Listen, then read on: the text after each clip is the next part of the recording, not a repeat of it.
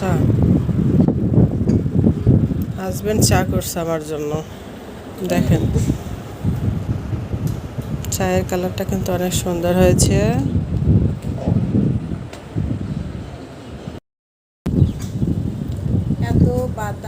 এত বাতাস সব উড়ে নিয়ে যাচ্ছে।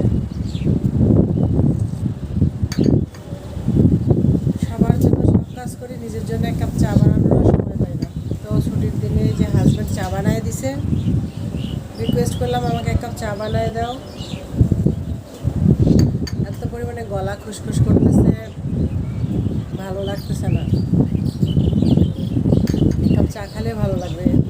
তো এই যে জামাইয়ের হাতে চা খেতে ভালোই লাগে, আর অনেক সৌভাগ্য লাগে। কোনো কাজ পারে না, শুধু চাটা বানাতে পারে। অনেক মজা হয় তার হাতের চা।